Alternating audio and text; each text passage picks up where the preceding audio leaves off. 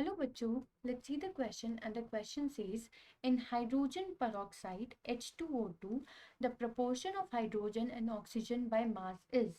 तो बच्चों हमें यहाँ पे केमिकल फॉर्मूला दिया गया है H2O2 जिसका केमिकल नेम है हाइड्रोजन पेरोक्साइड और हमें इस कंपाउंड में रेशियो बताना है मासेस का, वो भी हाइड्रोजन टू ऑक्सीजन। तो चलिए बच्चों यहाँ पे हमें चार ऑप्शन गिवन है और देखते हैं कौन सा ऑप्शन करेक्ट होगा।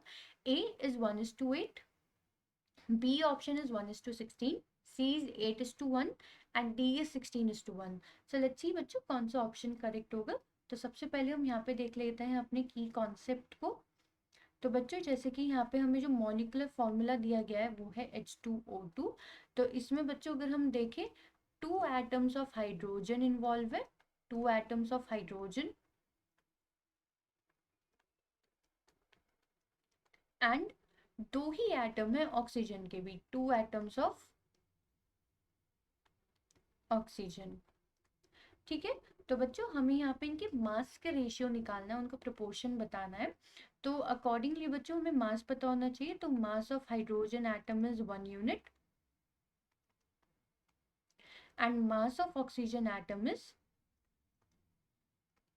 16 यूनिट। अब बच्चों अगर हमें प्रोपोर्शन बताना है तो हमें बहुत ध्यान से करना होगा क्योंकि हमें प्रोपोर्शन बताना है हाइड्रोजन टू ऑक्सीजन। तो यहाँ पे बच्चों हमें हाइड्रोजन के एटम्स कितने हैं, दो एटम्स हैं।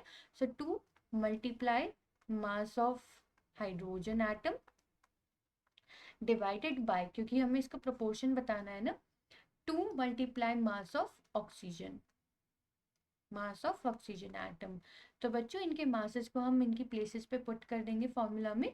तो that will be 2 multiply 1 unit divided by 2 multiply 16 unit. तो ये आ जाएगा हमारा यहाँ पे 2 unit divided by 32 unit, because 16 into 2 is 32। Unit से unit cancel out, 2 into 1 is 2, 2 into 1 is 2 and 2 6 are 12. So the ratio coming out to be 1:16, यानी कि 1:16 is the answer for this question. तो अकॉर्डिंग टू दैट बच्चों हमारा कौन सा option correct हो गया, option B is the correct answer. यहाँ पे हाइड्रोजन टू ऑक्सीजन दिया गया इसलिए हाइड्रोजन हमारा न्यूमरेटर में है और ऑक्सीजन डिनोमिनेटर में।